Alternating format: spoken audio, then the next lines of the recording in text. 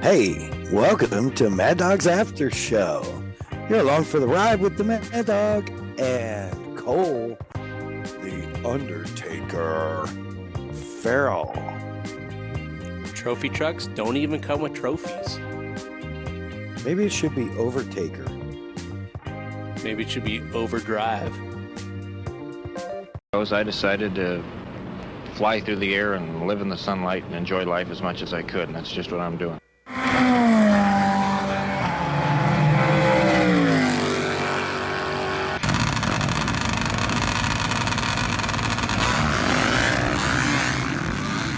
Okay, it's happening. Everybody stay calm. What's the procedure, everyone? What's the procedure? Stay calm. Wait.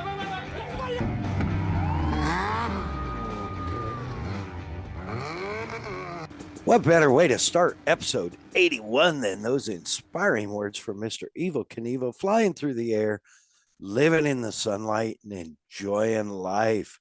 And man, we should all be blessed enough to take a little time to live in the sunlight and enjoy life.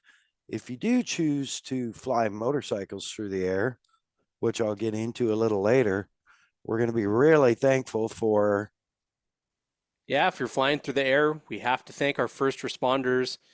We literally could not do this podcast without them, and not only them, but the brave men and women of our military. They keep us safe. They allow us to do this silly podcast, have fun.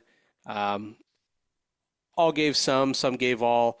Have to thank all the families of the POWs, the KIAs, the MIAs. Absolutely. It's Memorial Day is right around the corner, and we cannot forget them year round. Yep, absolutely, 100%. Huge props and respect from all of us here at the Mad Dog Show. Man, I'm going to get into the first responders thing here in a little bit, by the way, and how grateful we are and how important they are. But before we do that, we need to give a special shout out to our sponsors, Bomber Eyewear, Bomber Safety Eyewear, Bomber Floating Eyewear. Man, they're indestructible. They're so tough. They actually, during Desert Storm, the Bearded Bomber actually swapped me out a couple of pairs because these mirrored blue ones that Boogie Bombs that I wear so much, I have had and worn so long that I've actually worn the clear coat off of the side arms around my ears. That's actually really impressive. Yeah, that's how long they last. For someone that's as active and does as much as I do, man, check them out. Over 40 styles of frames. I don't even know how many styles of lenses, from red mirror to green mirror to blue mirror to gold mirror now even. Check them out, bombereyewear.com. On Instagram at Bomber Eyewear. Of course, Kicker Audio, Kicker Performance Audio, Kicker Marine Audio, the only audio that you need for your 12-volt application or for your personal audio. Everything from headphones, earbuds, all the way up to 15-inch subwoofers and 3,600 watt amps to just beat the snot out of your ears. But do it with great sound. Kicker Performance Audio. Find them online, kicker.com, on Instagram at Kicker Audio, on Facebook at Kicker, and every other Tuesday night live from their Unmasked Live studios in Stillwater, Oklahoma, on their YouTube channel and on their Facebook. Of course, our man Cole at the Premix Podcast, sharing all his passion for desert racing through the lens of a camera. And we'll get into that because there were some heaters that got released this week. And of course, speaking of heaters, he's available to heat up your event on the mic, get you going. He can MC you. He can announce your race. He can DJ your party, whatever you need. He'll just freestyle it. He's one of the best behind the mic. Slide into his DMs at the Premix Podcast. That's the @ symbol, ThePremix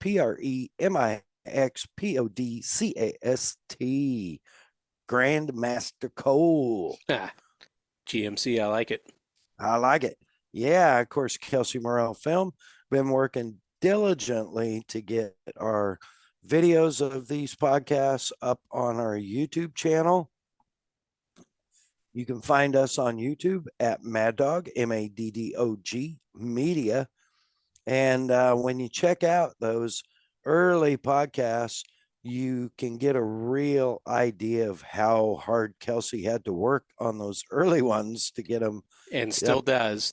and still does, yes, on all of them. So thankful for her for any of your photography, videography, cinematography needs, everything from commercials to stills, all the way through post production. Look her up on Instagram at Kelsey Morrell Film. Of course, our incredible graphics, our MAddOG'S After Show logo, all done by the amazing Hey Keeks Marketing. Whether you got a website to build, website to maintain, Instagram accounts that need maintained or built, or you need to do a full-fledged advertising program with influencers, hit her up on Instagram at Hey Keeks Marketing or on the webs, heykeeks.com. You got a problem with your social media? Yo, Hey Keeks. Man, dude, that episode 80 was awesome. I was so stoked the Viking could be there. And I know Lady D is still going through some of the healing process, and we just want to send all our love to her and our positive thoughts and prayers, and to you, Grandmaster Cole, for like doing everything in the house right now and just holding down the fort and taking care of your girl, and man, still managing to get out to, what was it, the more. Yeah, I went to both. Well, first of all, thank you for the prayers. They are working. Had another good doctor's appointment today. We are so thankful for that.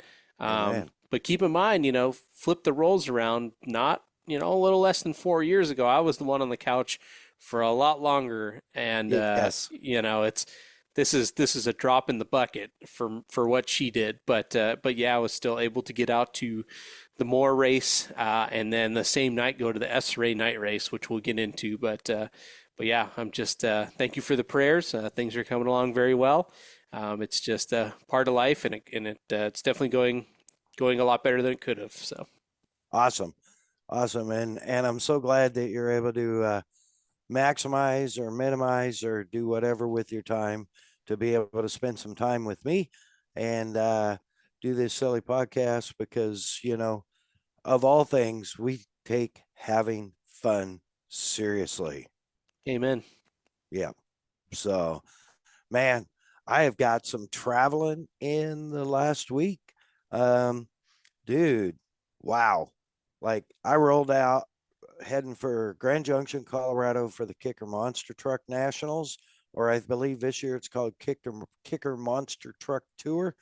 Special thank you to Kicker for bringing me on to Team Kicker and letting me do these events. Man, so much fun. Rolled out to Grand Junction, Colorado.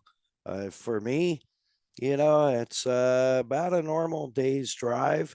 It's a healthy, about 700 miles, I think. So it was a pretty good run.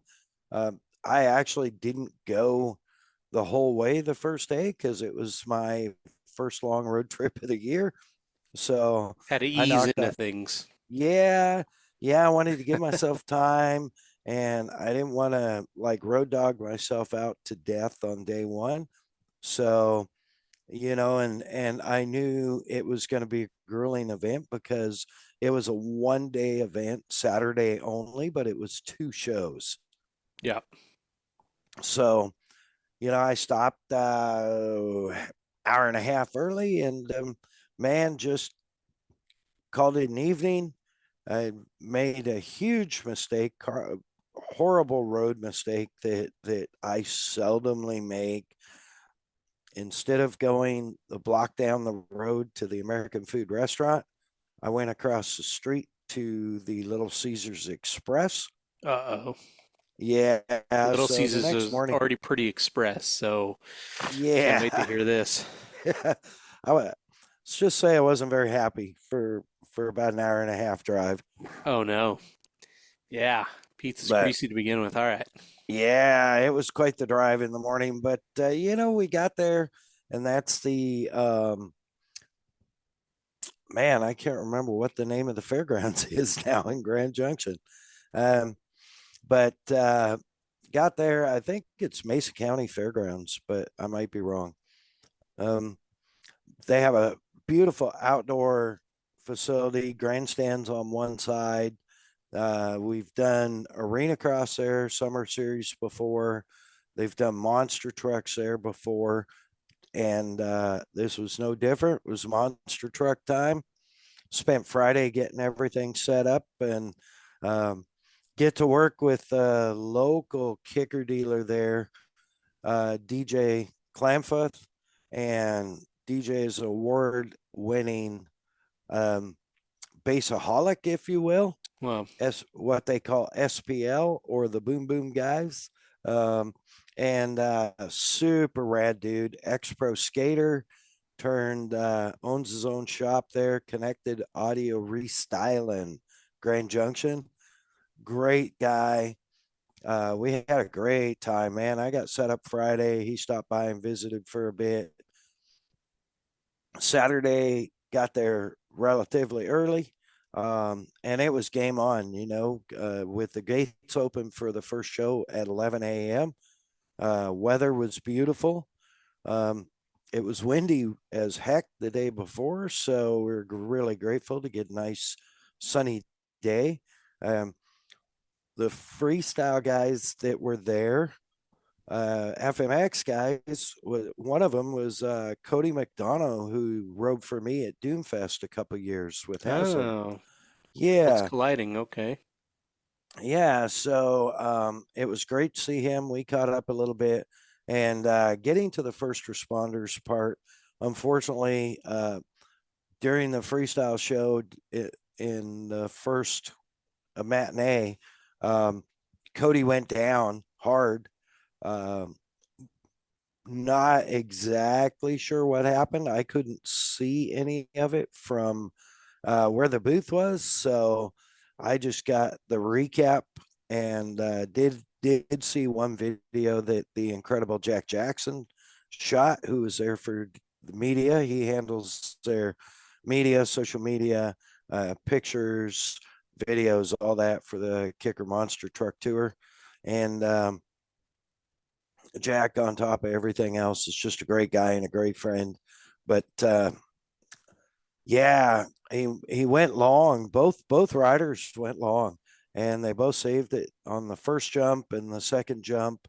Um, Cody went down, and I have not talked to him in detail, but it sounds like he hairline fractured his upper femur. Wow. First responders, thankfully, immediately there to look after him, stabilize him, load him in the woo woo rig, and haul him off to the hospital to get checked out.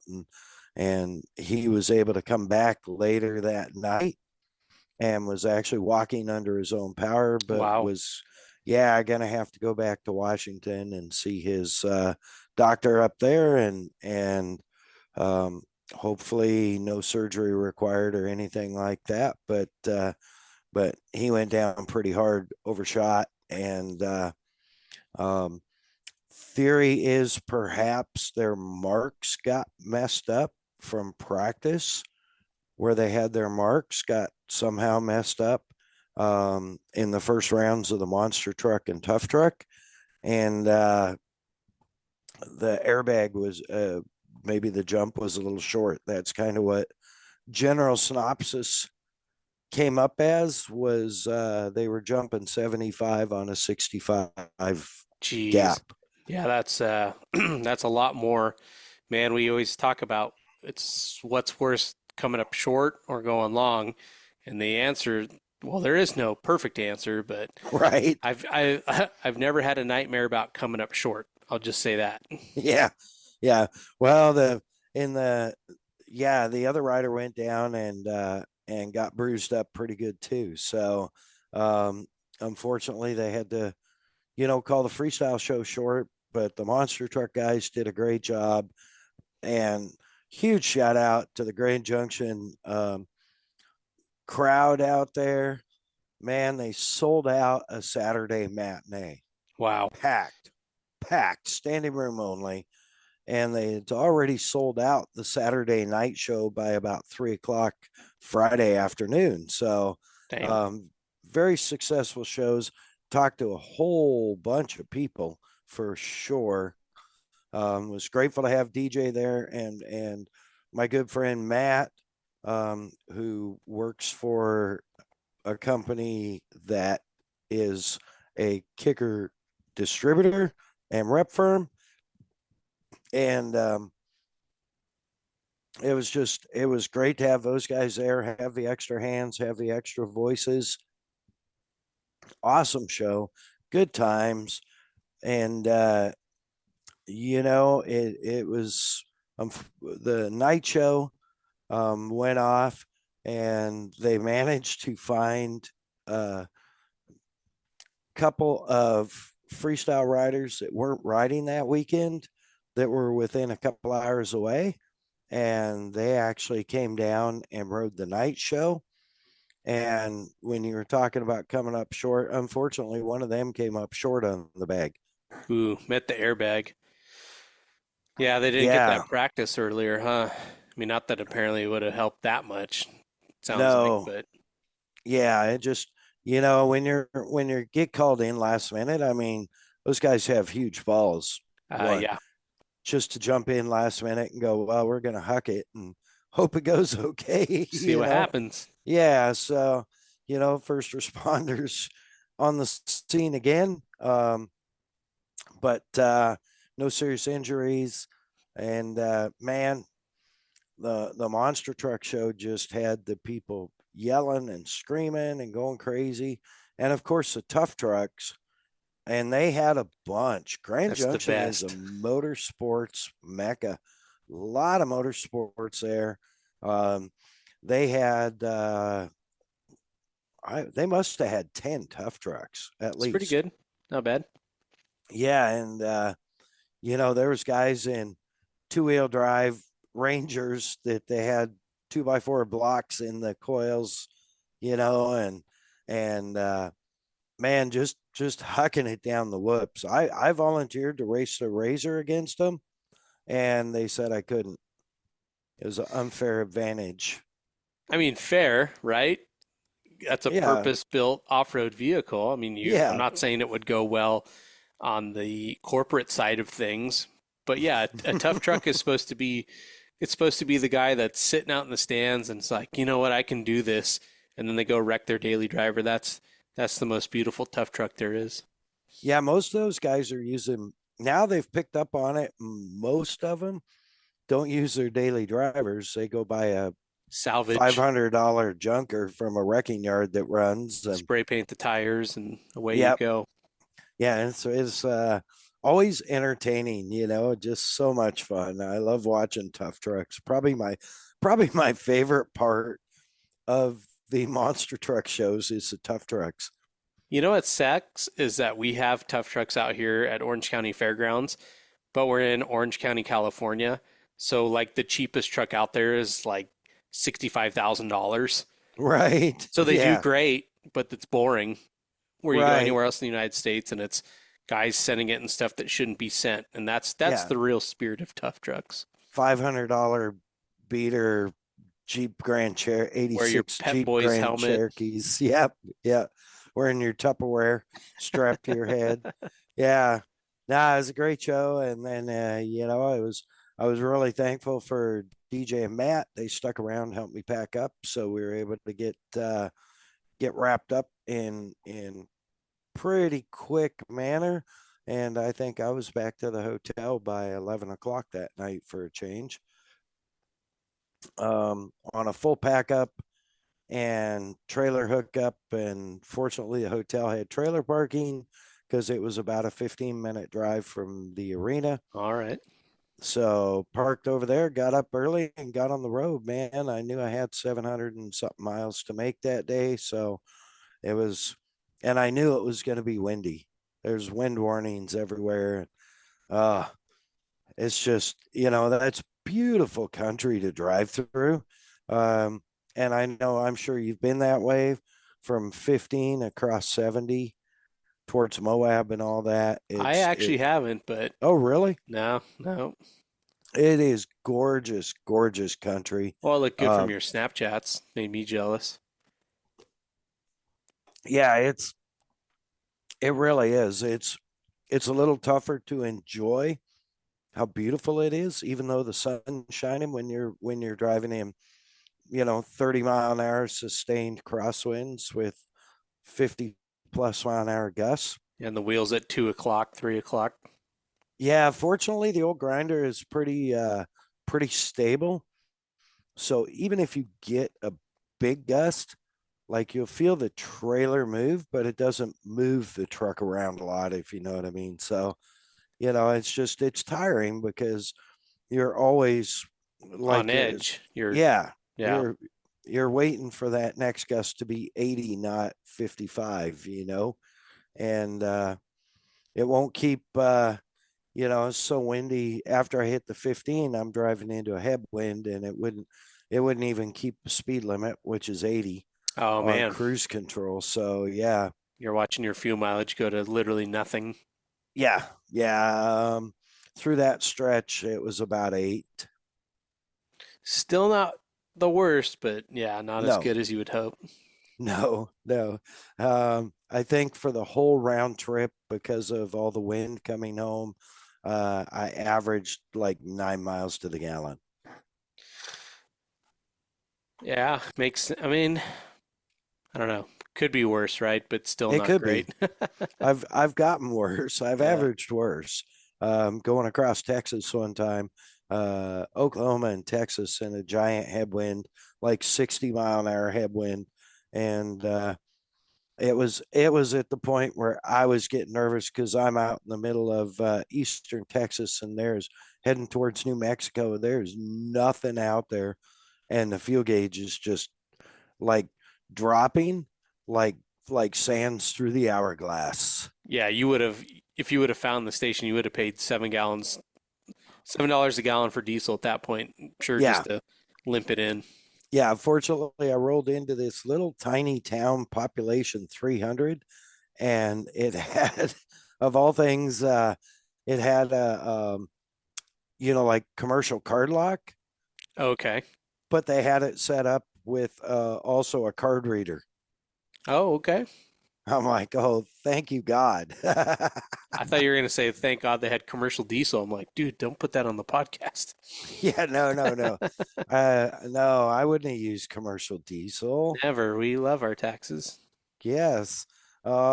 So yeah, no, but it was a good trip home other than I took a big gust outside of Mesquite, Nevada between Virgin River Gorge. um that runs the Virgin River runs through it. Evil should have jumped that. He should have. Uh, Lengthways. Yeah, he could have done it.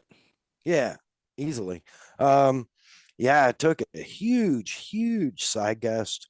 That was the winds were swirling like crazy out there, and blew the generator door open, which I had screwed shut on my trailer. That's And nuts. yeah, and the door caught a little harmonic wind, did the twisties for about 5 seconds, and exploded. So, and it sucks because I was like, you know, 2 or 4 miles from a fuel stop. Yeah, it would have been fine if you would have made it there. Yeah. So, but anyways, I had to build a new door, but made the trip home. Everything's all good. Super grateful. Man, home for, a few days, took care of some stuff, got to get out and see our good buddy Jeremy over at Riviera Marina. and drop some special promo stuff off for him as they're becoming a Kicker personal audio dealer. Ooh. So as a favor to the guys, I ran some stuff over there, got to say hi and check on the Kicker XRV that's staged there waiting for the new awning to be built. So yeah. And then it was, dude, right back on the road. Here I am. It was travel Thursday again today, and made the haul out to beautiful Ventura Beach, Ventura Raceway, which if you have not been there, look it up on Google Maps because it's literally one sand dune away from the beach. Yeah, I mean, there's never, I don't want to overhype it, but there's never going to be anything like that again, right? Where you have any beachfront property with a racetrack on it. Yeah. There's no one's going to build that. That's high dollar property, and we hope that racetrack stays there forever. But yeah, it's awesome, man, and not too far from the world famous Malibu and the Golden Coastline. It's pretty damn cool. Yeah, and it looked like the waves were breaking good. I saw some people out. You can literally, from the upper area of the parking lot, if you stand on the running boards of the grinder and look, you can literally see like the waves and the beach. And it's nuts. Like I've never been here, even all the Oh, I times didn't I've been. realize that. Oh, Yeah, no. So all the times I've been through Ventura to Oxnard to Camarillo, um, to points on the coast south of Oxnard. I'd never been to the racetrack in Ventura. yeah, it's So it's funny because the highway's so close to the ocean right there that you don't yeah, really realize that there's a racetrack squeezed in between the two. yeah, and the fairgrounds, Well, the Ventura fairgrounds, County yeah, yeah, Fairgrounds, yeah. So it's crazy. I mean, I'm like I felt like when I was following my Google Maps in with the grinder and the trailer, I was like, man, I'm gonna end up in the hood or something, yeah. You cross the tracks and it's like, oh boy. And then boom, you're in this beautiful fairgrounds. Yeah, there's some, you're not far from LA County, so there's some spots around there. I'm sure there is. I'm sure there is. So, But where you're but at's yeah, man. great. Yeah, no, it's really cool. And you know, we're here posted up with the American Flat Track team, their entire crew. I've talked to most of them. I saw in person, and of course Cameron, um, Robbie. Got to see Robbie. Gave me a great big hug. He's such a rad dude. And Cameron actually called me about an hour ago, and we talked for a while. And if you want to know more about American Flat Track and Cameron and Robbie, um, be sure and tune in to episode 60, Man, I want to say 70. 67. Oh man, let's find I out. wanted I wanted to say 68, but I'm not sure. So probably both Uh, wrong. keep going, keep going. Episode 74. 74. Man, we're getting the hang of this. So yeah, episode 74, Cameron and Robbie, two of the driving forces behind American Flat Track. They're super aggressive schedule this year. Um, they've got some really cool stuff that is coming up. And if you listen to episode 74, you will get some insight as to what is coming up very soon in the Man, it's Black gonna be Hills. awesome. Yeah. Yeah. Yeah. And so at a And very if special time in the Dakotas. well, if you listen to the end of this podcast, if you listen all the way past the music, you'll hear the voice of Cameron Gray. He's now how our podcast ends with his Ah. famous quote, "That's how you end a podcast." uh that yeah, dude, you're so creative. Well done. He Um said it. I just put it in there. that's rad. Now, so I'm looking forward to seeing everybody tomorrow and get set up and all that. And man, we're going to have a great day of racing Saturday. And I'm really looking forward to seeing the bikes tear up little dirt quarter mile there. And it looks like I'm guessing probably about 12 or 14-degree banks on that track. Yeah, it's not flat, that's for sure. No, no, I guess I talked to a gentleman, Mr. Mike from Ventura Speedway, and he's worked there 40 years. Wow. Holy cow. Yeah, or Ventura Raceway, sorry. And yeah, he's worked there at the raceway 40 years. And he said it used to have a lot higher banks and they carved it down a little bit. I think probably to get speeds down or maybe make more than one line around it for the cars. But, I mean, it's quarter mile track, speedway type track. And you know me, I mean, I'm like, maybe tomorrow I can get a test run in the Razor or something. Just need to go around the racetrack, go fast, turn left. You know Just what I'm run the saying? low line, run the high line, and then run the fast line and say, oh, yep, here's where I'm supposed to be parked. Yep, that's right. Park it right here and clean it. So, yeah, and like I said, we're all posted up here. I think we're at like a Courtyard by Marriott, right north end of Oxnard, um, which great hotel and seems real nice. Everybody's really friendly. I do have a problem though. I travel so much and I stay so much in hotels. It really pisses me off since the blip, which most of you know, that's what I call 2020. Um, since the blip, hotels have been getting away with murder. They have raised the prices. Hilton, you're guilty, guilty, guilty. Marriott, you're guilty. Best Westerns, you're guilty. Choice Hotels Group, you're super guilty. You guys have all raised the prices and cut the housekeeping. Oh yeah, you have to like request it or they won't come. Or Yeah, they, it's the rules are different now. yeah, it's like every hotel has a different rule, right? It's like it's by request. Here where we're at here, it's every other day. Um, at where was it? Um, at the Comfort Suites I stayed in Grand Junction, it was by request. You had to request it. I'm like, what if somebody's staying a week? You know? Got to request it, I guess. Yeah, But it's geez. ridiculous. It's cheap. Well, I You kind of feel guys are bad for the people who are like the housekeepers too, like especially if there's like not enough business to keep them going all day, every day too, you know? right.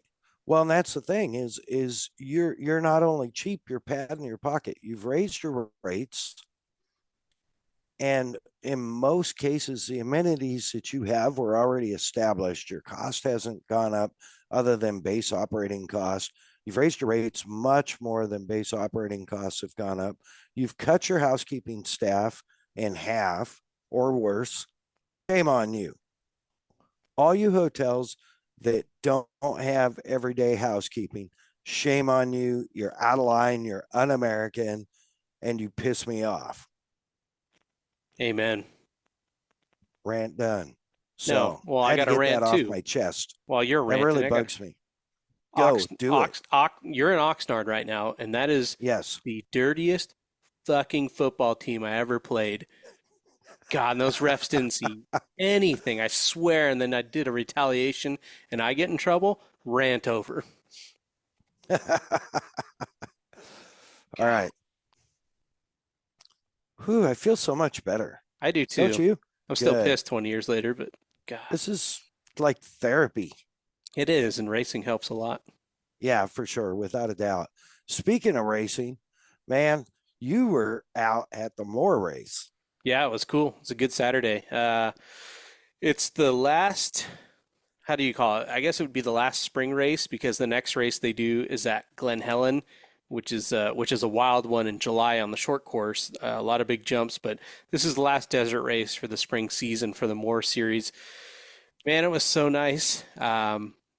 They actually didn't start. They didn't drop the green flag on we'll call it Heat 1 until 10 a.m. So It's far from my house, but it's really not that far. It's about 2.5 hours, depending on traffic. So I had to keep telling myself to slow down all morning because I don't want to be sitting out there doing nothing. But I mean, I Right. had enough time to make coffee, walk the dog, the sun rose, and I'm like, okay. And I slowly made my way out there. And not that it's nearly as bad as having heavy winds like you did, but the fog and the rain was so bad heading up to the desert where, I wish people could understand what the Cajon Pass is or what it's like, but it's a really steep gradient going up to the mountains to get what they literally call the high desert, to where you're up and above that mountain range. But the fog was so bad that people were hitting and slamming the brakes going up the hill because nobody could see anything, Wow. which is always pretty intimidating. It's one thing to be going down and have to drag the brakes, but when you're going 30 miles an hour and people in front of you are basically stopping up the hill, that's always pretty sketchy. But yeah, went to the Moore race and I got there. Young Jake Young texted me when I got there and he said, "Did you make it to the Moore race?" And I was kind of thrown off. I'm like, man, I didn't even know that I told him I was going to be out here because I was going to see him later that night for his race. And I'm like, yeah, I'm out here. I'm out putting around. So I went to, for those who know, kind of the King of the Hammers area. It's the same piece of desert, but I went out to Soggy Dry Lake and kind of made my way out to Disco Dave's property and sort of made my way back to the west side where I came in from. But all of a sudden, I get a call from Jake, and he's like, "Hey, man, I'm out here and I can't find you." And I'm like, he's like, "I wanted to surprise you, but now the surprise is ruined. I can't figure out where the hell you are. You sent a selfie. I'm even in the picture, but you must have moved." And I'm like, "Oh, yeah, I moved like 20 miles west of there, you know?" So Jake and our buddy Dean the Machine found me on the bike. So it was nice to have some company while I was out taking photos and stuff. And it's like, the day always goes a lot faster, and I'm glad those guys were there. But the Moore race was so good. They split up the classes. You had your fast cars on the East Loop, which was actually on the Hammer side, and then you had the slower cars on the West Loop, which is closer to the property and stuff like that. And then halfway through the day, they flip-flop. And I know we've talked about this before, but Yeah. spectating it sucks because you're only seeing literally half of the racing. But I think for it being a grassroots series, it is a good idea just to be safer. I think the racers like it a lot better, so you're not doing 130 in your trophy truck coming up on a Class 11 car going 15 miles an hour. So, Right. it's not point-to-point racing. So you got to make some adjustments there. But no, the wind was slowly picking up all day, picking up, and the clouds came in, which was so nice for taking photos, because the worst is when you're trying to take photos anywhere from 11 a.m. to even 3 o'clock. I mean, there's no shadows. You can mess with your aperture settings and everything in your ISO. You can do so much, but they still never look great. So thank God that these clouds came in. So it made all the difference. The wind was blowing all the dust off of the course, and the clouds made some nice contrast. So Nice. that was really cool. I hung out till about 2 o'clock, and then I was on ice duty, and I was looking for some tear offs because fortunately Jake didn't have any for the night race that night. But I made my way back down Cajon Pass and went to what I call Mother G, Glen Helen, down to my favorite race course. And so yeah, they had a 2-hour team race that started at 8 p.m. With our other buddy Justin Wallace. And man, Justin, I hadn't seen him in a couple years, but he was real confident, and both those guys had practiced, and they said, and this is rare to hear from racers, not so much my friends, but everybody who came in from practice, said it's just a really fun course. And just to hear everybody have a good attitude, hear everybody have good feedback, just entices the stoke for everybody. I'm like, man, I wish I was out there with you guys, but if you're happy, like I'm already happy before the race starts. So yeah, it was a 2-hour team race. Our Well, buddy and Jet, as a bike chief, it makes your job easier if they're happy with the course. if they're having because- fun, yeah. I mean, Yeah, I'm excited. They're not as picky about suspension setup or stuff like that, I mean, so- shoot, it's not like coming, we're going to try to do it again this year, but it's not like coming in from the 24-hour where Right. they go, I can't believe I survived another lap. These guys were like, man, I wish I could have, one, stayed on the bike, or two, just kept putting laps down, because the team race rule is that you had to switch every lap, which Oh, wow. which is fine. It was about an 8-minute course, which is pretty fast. But what's fun is that the guys are so fresh every lap, where they're like, oh man, Like I just killed it on that one, and by the time you slam some water, you already have your goggles back on. You're like, okay, I want to do it again. I can get a better time. So yeah, we actually got the whole shot, and it was a Nice. big one from Jay Wall, Justin Wallace. I mean, yeah, I'd never been so proud of the game, proud of the man. But yeah, we had good pit stops, and we only had to stop one time for a big stop.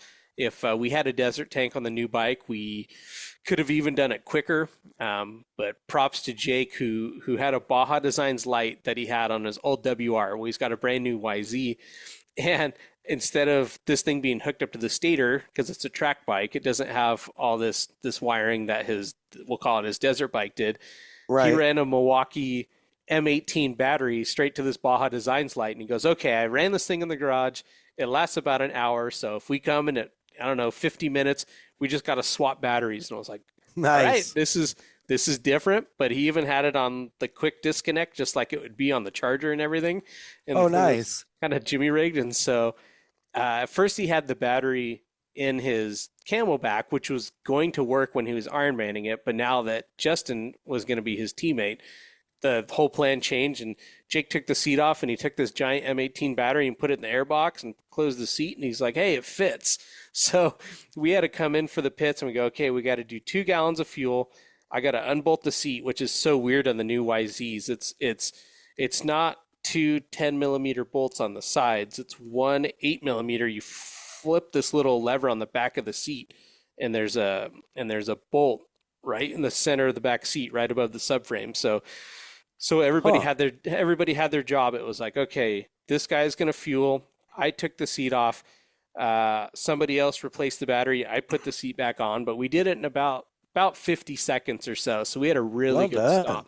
So Yeah. yeah, so all said and done, we got P4, which is awesome. It's a Well, really hard yeah. series to do Heck yeah. well in, and but if I got to be that guy, what kind of ruined it is we did 250 novice, and we got P4, which is awesome, but P1 and P2 in our class were like 10th and 11th overall. So if there would have been no sandbaggers, we would have been fighting for the top spot. So Yeah. Yeah. so P4 I think sucks, and we've talked about it a lot on this podcast Right. because you're top five and you're not on the podium. I'm like, dude, fifth is better than fourth. You know, I'll take Yeah. a third any day over fifth, but fourth is like the worst of the four you can, or the worst of the five you can do. Yeah. But Yeah. man, but yeah. So overall, it was a really fun race. They're actually doing a Baja Designs sponsored series, so it's a 3 round series. So after getting P4, I think we're pretty motivated to do the other two and see what we can do. I don't really necessarily want to protest anybody, but it just sucks being that close to the podium. Can't wait for the next one. Yeah. Well, it's like, you know, sandbaggers, hopefully the series will look at that and go, "Oh, this class is, what'd you say, novice class?" Novice, 250 novice. Yep. Yeah. So in theory, depending on rider count, your novice guys shouldn't really be in the top 20 even of your pro class. No, top 40, because I mean, there's at least 20 guys on the first two lines, which is pro and amateur.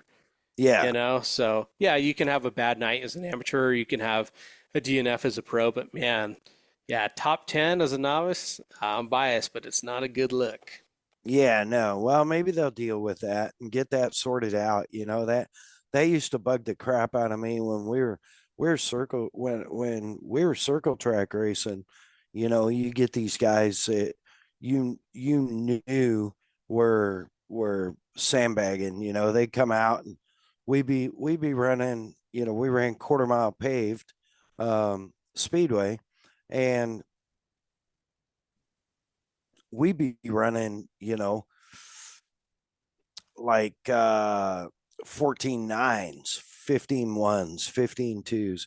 They come out and run 15 3, 15 4, you know, and we often inverted top 10 Yeah, that's cool.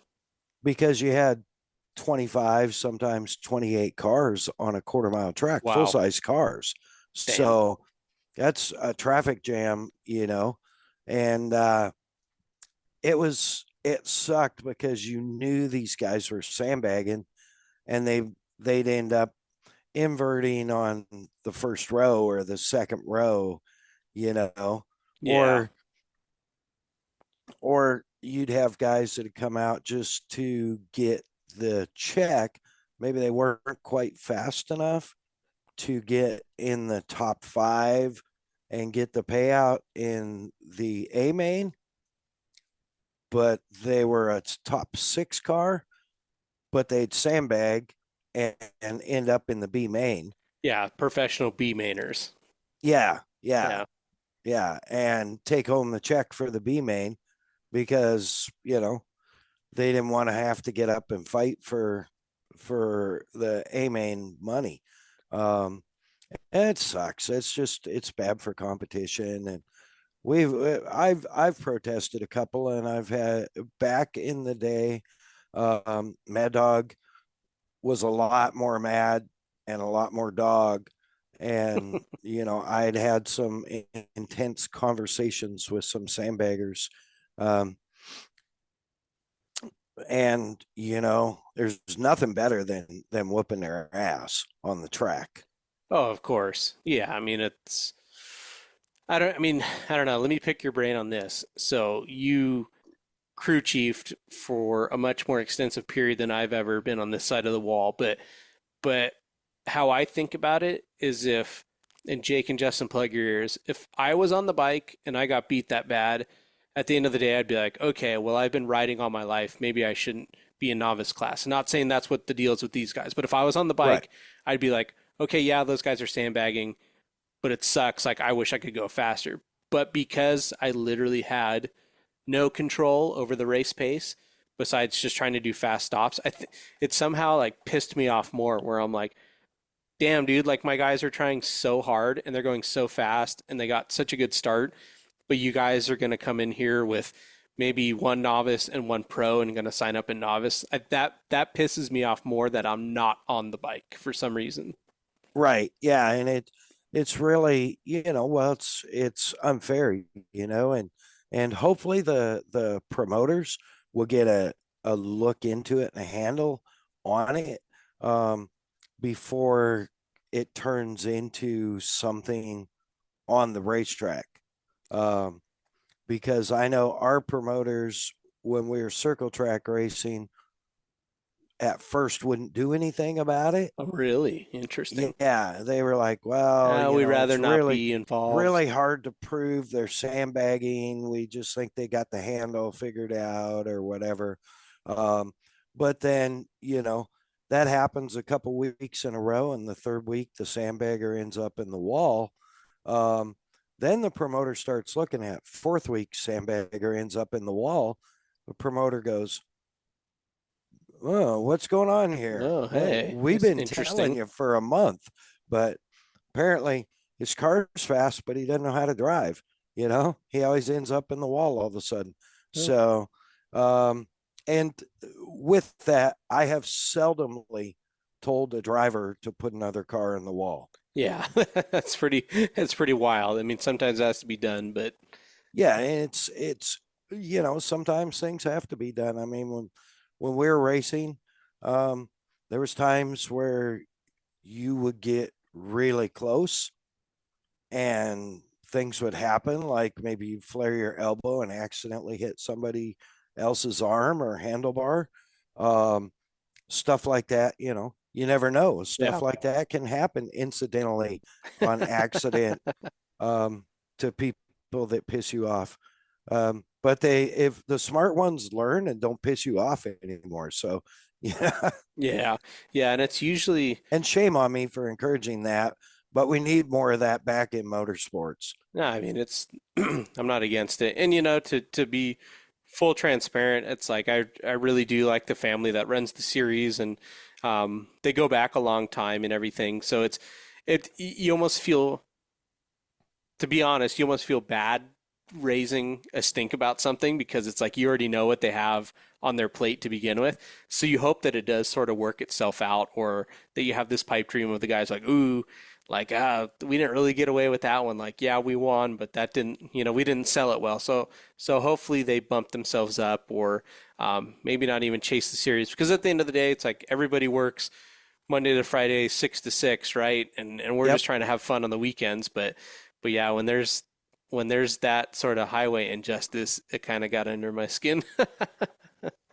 Yeah, totally. I understand that completely. I support your frustration, and maybe it's worth just saying, look at some lap times. If lap times are public, look at some lap times. Oh yeah, for sure. Yep. And if you just happen to bring it up, Like, hey, since you have known them so long, it's like, wow, you know, then you're not protesting, you're not, you're just raising an eyebrow. Plant the seed. You know what I'm saying? well, yeah, and like, if they do it again, I think what I'm going to do is I'm just going to call up Isaiah Clark and just have him on our novice team and just see what happens. Just see Yeah. what. You know what? He would probably do it. Like, hey, two of our guys are novices, and then Isaiah, he's not even from around here, so we're basically a novice class. Yeah, he's originally from Ohio, so he doesn't really count in Southern California dirt bikes, right? No, Solutions. No. right. Solutions. That's what we deal in. But yeah, it was a cool Saturday, just going from taking my time, waking up, walking the dog, drinking coffee, to going to the desert, taking photos, having awesome times at the truck races, and then literally that night being able to basically on the way home go to a 2 hour night race at Glen Helen, and then it's a 45-minute drive home from there. So, And kudos, bike chief, a top 5 team. no, it was cool. No, we had a great time. Yeah.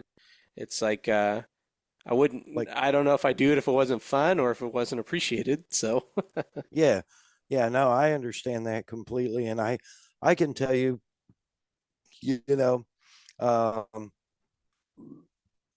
when it stops being fun, I stopped doing it. You yeah. know, that's where I was with crew chiefing the big team. Um, we had 5 cars at one point in time. Wow. Was Damn. building chassis for other people, and it just, you know, it just got to the point where it wasn't fun. Yeah, literally took the fun out of it. So Yeah, and I still work 12-hour days, right. and then usually put in another 6 every day at the race shop. It's not like you're So a chassis builder making six no, figures building race cars, right? yeah, no, and not anywhere near that. So, um, but it did get to a point where it stopped being fun, and I pulled the plug. And unfortunately, when I pulled the plug, um, there was hurt feelings on both sides, which we got over eventually, thankfully. Um, before we lost the fat cat, and so I'm glad we kind of buried the hatchet. Um, but then I had the opportunity to go to work for El Toro Loco, and um, Rojas, and it was fun again. And it Yeah. was different. We were karting when they wanted to go circle track racing, and we had this harebrained scheme to build a Volvo for the Fever 4 class, or stock 4 or super stock 4, and was blessed to be able to do stuff like that. And we had a very successful season. We went through a lot of motors that year, but very successful season with that Volvo. And I think it still probably sits somewhere in mothballs in the topping Volvo collection in Tacoma. Damn.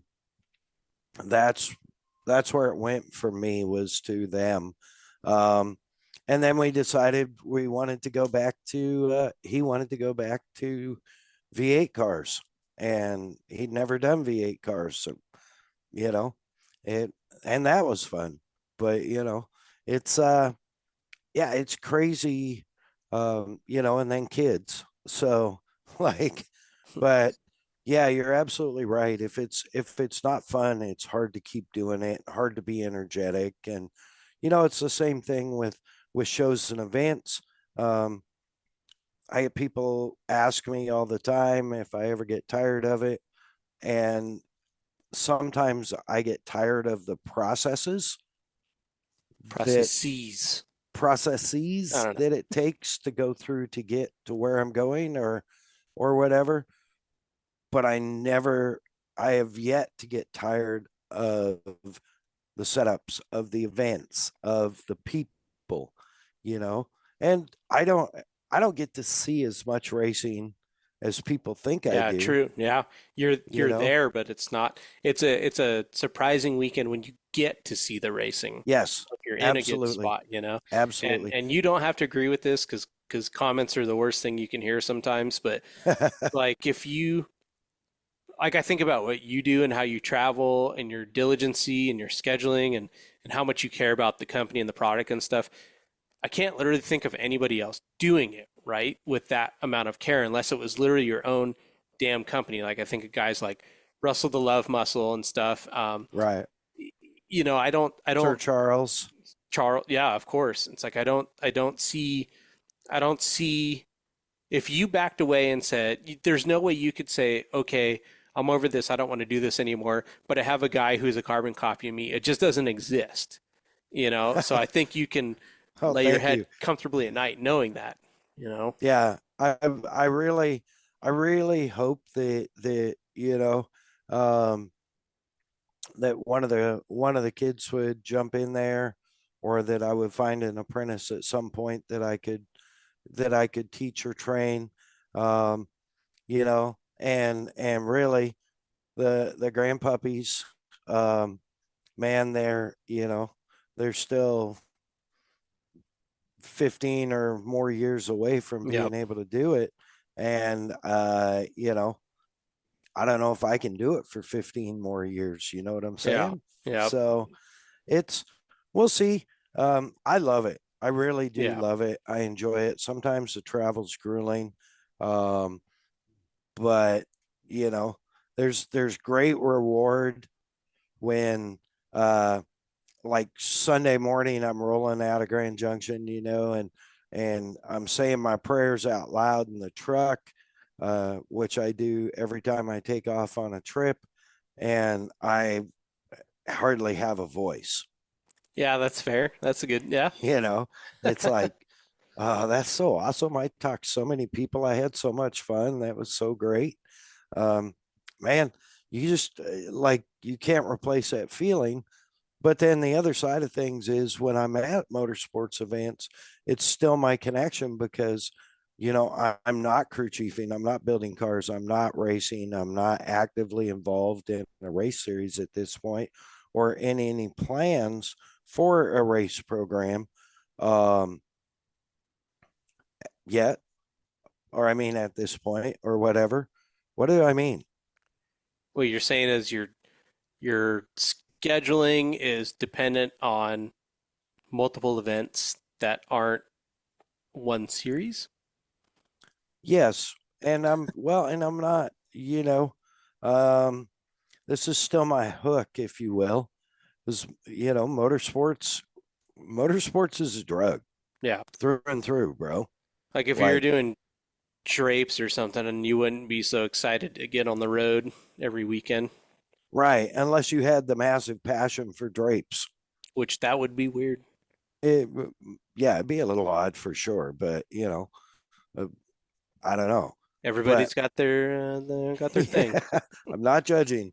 Um, Motorsports and power sports, though, when you grow up in it, as you know, it's the same thing with you. That's why you're back at the tracks, after and doing your photography. It's the same thing. It gets you out there. You still get a certain amount of that, thrill feel. No, for sure. Yeah, I don't know. The photo thing is just fun. Well, there's a purpose to be out there besides drinking 300 beers or whatever. You know, you actually have like a mission, and it's kind of fun to be artsy and find a good spot and all this stuff. And I don't know. I get a lot of thrill out of if someone, especially like I even had this weekend where it was somebody's first race, and they reached out to me and they're like, "Hey, it It was our first race, car 1010 or 1086. Did you happen to get anything of us? And I showed him a couple pictures of what I had, and they go, dude, that's awesome. Thank you. Like, it's our first race. I'm like, shit, I hope you race for 30 more years, and then have these two photos to look back and be like, that was our first race, like there's something Yeah. super thrilling for me about that. Yeah. Well done. And I've seen a fair amount of your work from last weekend now. And dude, you're I heaters got and lucky. I got bangers. really lucky with the weather for It's sure. not luck. It's not luck. You did a great job. Oh, thank you. And, it's, it seems like every time you go out, you just like get better perspectives, better, like a year ago, they were good. Now they're better. A year from now, they're going Hopefully to, they're better a year. Yeah, yeah, hopefully it's so. just So it's amazing. Um, you're definitely refining your craft for thank you. sure. Yeah, So, trying to find my way in a world that I know nothing about. So well, and but that's the best way to learn, right? I yeah. mean, you can go to books and I mean go to school and read books for some of the most educated people I know are the dumbest people I've ever met. Yes, I couldn't agree more. I'm thinking So, of five people right now. Yep. yeah, yeah, I can think of quite a few, but we're not going to go there. Um, where we are going to go is we are going to go American flat track racing at Yeehaw. Ventura Raceway this weekend. And where are you going to go? What's next for you? Man, I don't know.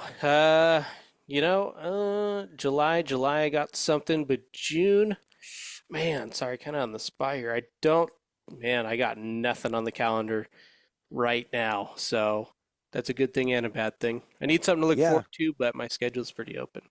Well, in June, it so happens I may have some time open also. Oh, So maybe that would be time for a visit. all Just right. saying. Let's talk about this off air. Yeah, for sure. So, um, yeah, once I get done with the Ventura short track race, American flat track, AMA Pro American flat track short track race in Ventura Raceway, I will be heading directly off to New Jersey Oh man. for the second annual Red Bull Beach Scramble. And with that, on a somber note, Yeah. and Ranch Scramble was last weekend. Um, Unfortunately, our dear friend and I believe episode 46 veteran Mia Chapman took a bad landing in her new race car, and I believe microfractured or fractured one of her vertebrae. Doesn't sound like it's going to require surgery, but we definitely want to send severe, our most sincere positive thoughts and prayers for a speedy recovery out to Mia. We love Mia. She's a great kid and a super talented racer. And just a good person. So, Yeah. um, Yeah. Episode 42, Mia Chapman, but yeah, broke her, 42. Yeah. fractured her T7, and that's Yeah. no bueno. No. So, it does sound like they're expecting it to heal on its own. So that's good. They just wrapped up the Nora 1000, Yep. Mexican 1000, I believe it's called Hmm. still, is it not? It is. Unfortunately, our heartfelt, most sincere condolences go out to the two competitors that had lost their life during that. Details, I know one of them I read had a heart attack, Yeah. I Yep. believe on course. And details on the other one, it was an accident on course, and details are to be TBD or TBR. So, but that that racing is serious, Yeah. you know. Yeah. And for as much good things as it's done for us, we also know um, from our own experiences that there can be bad results also, right? So um, we're blessed to have so many friends in the industry. Pray for all my friends all the time when they hit the track. And, our condolences to the families that lost their loved ones over the Nora 1000. And it's kind of a bummer, but that's all part of the reality of it too. So, motorsports is a what's the word, a fickle. Yep. um yeah, I have many words for it, Yeah. but Yep. but It's motorsports is a fickle mistress, let's put there it we that go. way. Yep. Yeah. Yeah. So Just they say these two competitors, they passed away doing what they love, but doesn't necessarily make it easier for the families. Obviously we all hope to go out the way we want to go, but yeah, definitely it's just tough for everybody around the scenario. But the for us, it's motorsports. Everybody's got their passions and what puts a smile on their face and gets them up in the morning. So, yep, um, absolutely. And it's inherently the deal. yep, that's all part of it. We've all had at least you and I have both had multiple broken bones from motorsports, and we're still sitting here, we're still able to do this stuff. And thank you for our fans and our followers for putting up with us and listening to us. Certainly appreciate your dedication, and keep sharing us out with people. We are growing, growing, growing, and blessed to be growing. Uh, Man, Cole, parting statements, final thoughts. Final thoughts. I got three. Ready? Go. Yep, go. One. Rapid fire, go. Mitch Guthrie's got his new vlog out from Silver State 300. It's great as always. Good production value. Doesn't just show you the easy side of stuff. He shows you what goes wrong. So please check that out. Mitch Guthrie's Instagram. Number two, Costa Mesa Speedway, after a rain delay, is starting this weekend. So if you're in the Southern California area, make sure to go to Costa Mesa Speedway. If you're in the Northern Southern California area, make sure to go to Ventura Flat Track and make sure to get your tickets because it absolutely does sell out. And then third and final thought is make sure to rate, review, and subscribe on your favorite streaming platform. Wow. Well done. Thank Boom, you. boom, boom. Dude, I'm impressed. I'm like blown away. I have no words because you knocked that out so well. Well, I was It's going to like bring up the everybody, Mia thing, and you got that. So now we're just yeah, stealing words from each other. So thanks. right? It's like everybody standing at a baseball game quietly watching the ball go out over the grandstands. That's intense, but I'll take it. All right, cool. Yeah, man. Be sure and follow us on Instagram at AFTR_podcast. Be sure and follow our sponsors at Kicker Audio, at Bomber Eyewear, at the Premix Podcast, at symbol THEPREMIXPODCAST, at Kelsey Morel Film, at Hey Keeks Marketing. With that, be sure and check out their websites. Those of our sponsors that have websites, Kicker Audio, kicker.com, for all your 12-volt personal audio needs. Only the best for you, only the best for us. Look them up, kicker.com. Kicker Performance Audio, Kicker Marine Audio, Kicker Off-Road Audio, Kicker Personal Audio. Bomber Eyewear, bombereyewear.com for all your sunglass, your safety glass, or your style needs. Look them up, bombereyewear.com. Floating sunglasses, safety glasses, everything you need right there. Hit them up. Be sure and use the code at checkout, MADDOG20, Let them know Mad Dog sent you. Save yourself a little money. BomberEyewear.com. The Premix Podcast. Our dude Cole, man, hit his Instagram and check out the sick pictures he got. And if it's you see one of somebody you know, have him get a hold of him. He'll hook him up with a picture. Yeah, do that because these photos don't do me any good sitting on my hard drive. So please hit me up. Yeah, absolutely. Be sure if you have an event you need announced or something you need emceed, divorce, bar mitzvah, wedding, slot car race, slide into his DMs at the Premix Podcast on Instagram. You need anything from still photography, cinematography, video shorts, from activation all the way through post-production. Look her up on Instagram at Kelsey Morrell Film. And for all your social media and website needs, hit up Hey Keeks, heykeeks.com, and on Instagram at Hey Keeks Marketing. I am looking forward to what we have coming up in the next few episodes. We got some exciting times coming, and I'm going to leave it at that. God bless this podcast. God bless America. God bless our troops. Mad Dog out.